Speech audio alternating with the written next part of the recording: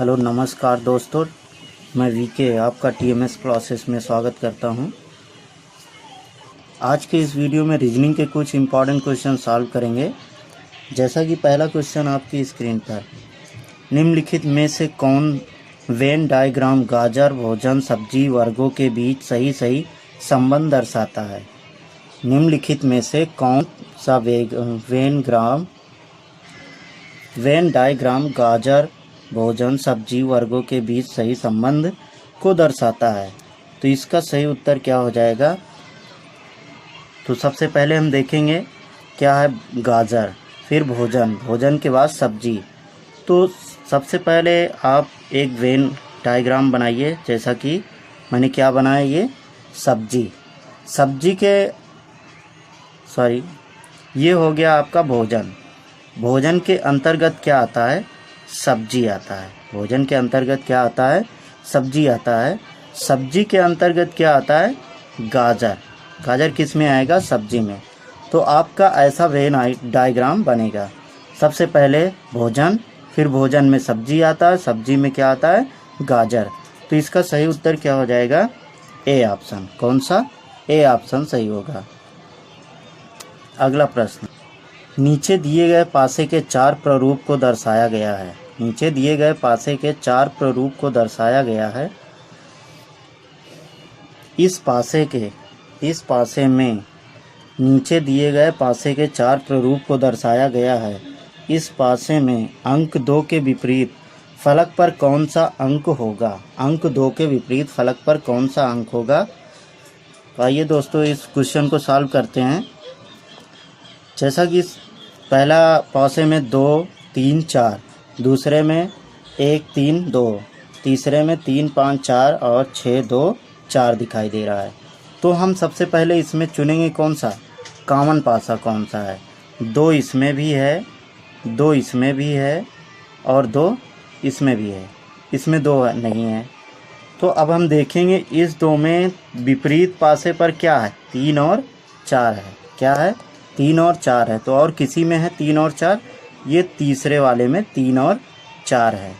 दिख रहा है हमें 3 और 4, जबकि इसमें 2 नहीं है। तो 2 के विपरीत का अंक कौन सा हो जाएगा, 5। कौन सा होगा, 5।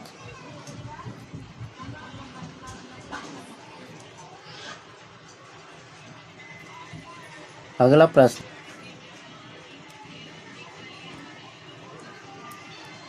यदि आल को 25 एवं नाव को 52, तो नन को क्या लिखेंगे। आल को 25, नाव को 52 और नन को क्या लिखेंगे। तो इसका उत्तर पहले हम देखेंगे ये एक कितने प्लेस पर आता है। इन सभी के अंकों को ऐड करके लिख दिया गया है। तो पहला ए जो होता है 1, दूसरा क्या आता है एल 12 और फिर 12, 2l है ना। तो 12 12 24, 24 1 25, कितने में आया, 25 अंक। इसको भी देखते हैं, एन कितने में आता है हमारा, 14। कौन से नंबर पर आता है, 14। ओ कितने पर आता है, 15। फिर डब्ल्यू कितने पर आता है, 23। इन सब को ऐड करते हैं तो आता है कितना, 52। ऐसे ही हम इसका ऐड करेंगे तो एन कितना आता है, 14। फिर हमारा ओ है 15। फिर हमारा क्या है, एन 14। फिर ई कितने नंबर पर आता है, 5।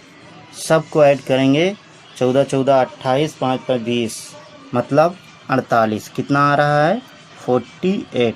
क्या आ रहा है, 48। तो इसका सही आंसर क्या हो जाएगा, बी ऑप्शन। कौन सा होगा, बी ऑप्शन सही होगा। नेक्स्ट एक बार फिर से देखते हैं। आल को हम 25 लिखते हैं तो ए की वैल्यू क्या होती है, 1 और एल की वैल्यू 12, फिर 12 मतलब 12 12 24 1 25। इसी तरीके से एन की वैल्यू होती है 14, ओ की वैल्यू होती है 15 और डब्ल्यू की वैल्यू होती है 23। तो इन सब को जोड़ते हैं 14, 15, 29, 29 और 23 52, 52 हो रहा है। तो हम नन को भी जोड़ लेते हैं, नन के सभी डिजिट को हम जोड़ते हैं। तो n की वैल्यू क्या हो जाएगी, n की वैल्यू होगी 14, फिर o है, o की वैल्यू होगी 15, फिर n क्या है 14, फिर o, फिर 5, e की वैल्यू क्या होगी 5। तो इन सब को जोड़ते हैं 14, 14, 28, 15, 20, 15, 5, 20, 28, 20, 48, कितना हुआ 48, 48। तो इसका सही उत्तर क्या हो जाएगा, option B, option number B, मतलब 48। नेक्स्ट, 8 संबंधित है 128 से, 8 संबंधित है 128 से, उसी तरह 6 संबंधित है किससे। तो इसका उत्तर देखते हैं, 8 संबंधित अगर हम करेंगे 8 दूना 16 तब भी नहीं होगा। तो इसका 8 का स्क्वायर करते हैं, 8 का स्क्वायर कितना होगा 64, इसमें 2 से गुणा भी कर दो, 64 दूना 128। तो इसी तरीके से 6 का स्क्वायर कितना होगा 36, उसमें 2 से गुणा कर दो तो कितना आएगा 72, मतलब ऑप्शन नंबर बी सही है हमारा, 36 दूना 72। अगला प्रश्न है, कौन सी उत्तर आकृति में प्रश्न आकृति के विशिष्ट तत्व विद्यमान है। चलेगा, पहला ऑप्शन हम देखते हैं एरो, एरो पहले में है, और फिर सर्कल देखते हैं, सर्कल भी है, ये पान भी देखते हैं, ये भी है, ट्रायंगल नहीं है इसमें, तो ये ऑप्शन रॉन्ग हो गया। फिर आते हैं, इसमें एरो है, ट्रायंगल है, इसमें नहीं है, ऑप्शन वाले में नहीं है।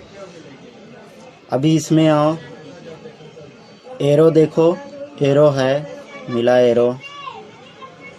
फिर ये ऑप्शन देखो समलंब का, इसमें भी है, प्लस का है, प्लस का है। उसके बाद फिर हम देखते हैं ये जो अपना पान है ये भी है। नेक्स्ट है, ये आकृति है। अभी देखो सर्कल है, सर्कल है इसमें। फिर इसमें देखते हैं मल्टीप्लाई, ये है। तो मतलब हमारा सी ऑप्शन राइट होगा। क्या होगा, सी ऑप्शन राइट होगा। अगला प्रश्न है, यदि किसी महीने का 10वां दिन शनिवार होता है, यदि किसी महीने का 10वां दिन शनिवार होता है तो उस महीने का 27वां दिन होगा। किसी महीने का 10वां दिन शनिवार होता है तो उस महीने का 27वां दिन होगा। तो इसमें बहुत ही आसान क्वेश्चन है। हमें पता है एक सप्ताह में कितने दिन होते हैं, 7 दिन। 10वां दिन हम देखते हैं, तो 10वां दिन हमारा क्या है, शनिवार है। 10 में 7 जोड़ेंगे तो क्या हो जाएगा, 17। 17वें दिन भी क्या होगा, शनिवार होगा। 17 में 7 जोड़ेंगे तो हो जाएगा 24। 24वें दिन भी शनिवार होगा। तो 24 3 27 होता है, 24 3 27 होता है। तो हमें इसमें क्या करना है, ऐसा कौन सा डिजिट रखें। तो शनिवार, शनिवार के बाद पहला संडे, फिर दूसरा क्या आ जाएगा, मंडे, फिर तीसरा क्या आएगा, ट्यूसडे। ट्यूसडे मतलब मंगलवार। तो ऑप्शन आपका कौन सा सही होगा, बी, मंगलवार। कौन सा ऑप्शन सही होगा, बी, मंगलवार। एक व्यक्ति का मुंह, एक व्यक्ति का मुंह उत्तर की ओर, एक व्यक्ति का मुंह उत्तर की ओर है। वह घड़ी की सुइयों की दिशा में 45 डिग्री घूम जाता है। इसके बाद घड़ी की सुइयों के विपरीत दिशा में 90 डिग्री घूम जाता है। अब उसका मुंह किस दिशा में है। तो एक व्यक्ति है जिसका मुंह किधर है, उत्तर दिशा में है। किस दिशा में है, उत्तर दिशा में इसका मुंह है।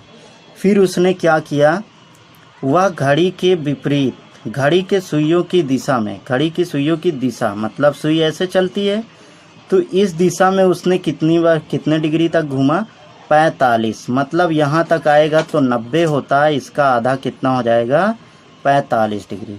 उसने 45 डिग्री घूमा। फिर क्या कह रहा है, इसके बाद वह घड़ी के घड़ी की सुइयों की विपरीत दिशा में 90 डिग्री घूम जाता है। मतलब अभी तक क्लॉकवाइज चला, अब चलेगा एंटी क्लॉकवाइज, तो ये 90 डिग्री, मतलब यहाँ से यहाँ तक आएगा 90 डिग्री घूमता है, सॉरी।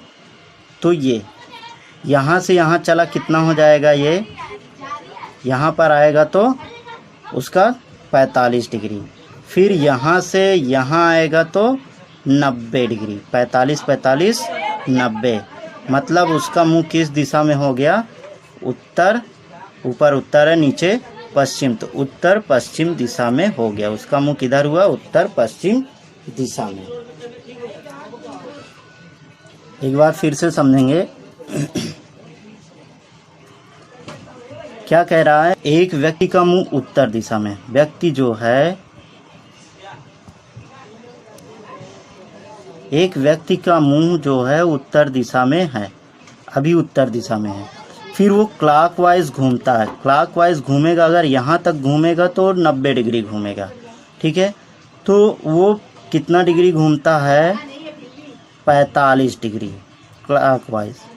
तो इधर चला, मतलब अभी अब उसका मुंह किधर हो गया, उत्तर और पूर्व में हो गया। किस दिशा में हो गया, उत्तर पूर्व में।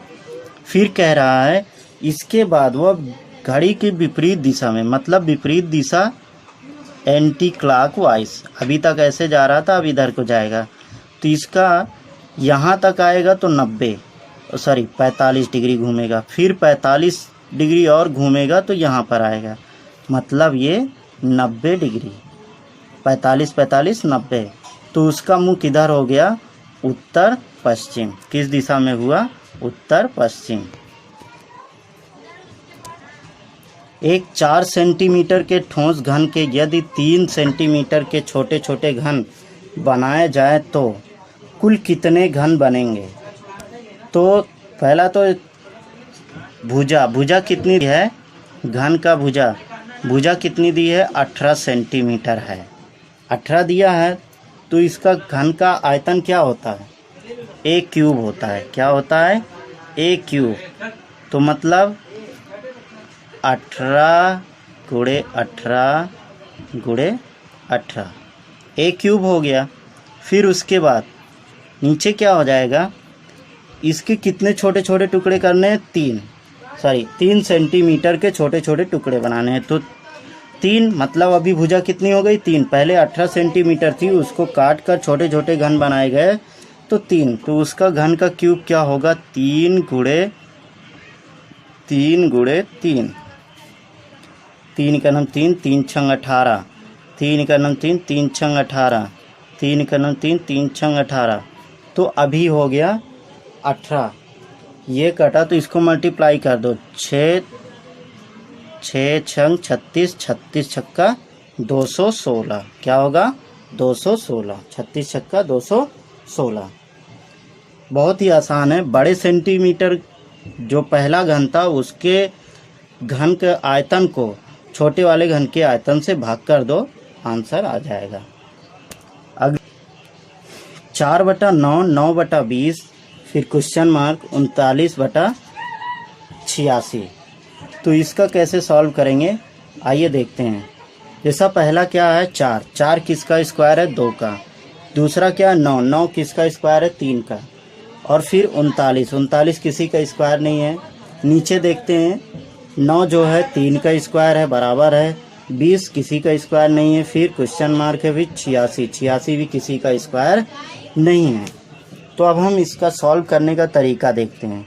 4 दूना 8, 8 1 9, 8। इसका देखो, 4 को 2 से मल्टीप्लाई कर दो, प्लस में 1 कर दो, तो 4 दूना 8, 8 1 9, तो 9 दूना 18, 18 1 19 होगा।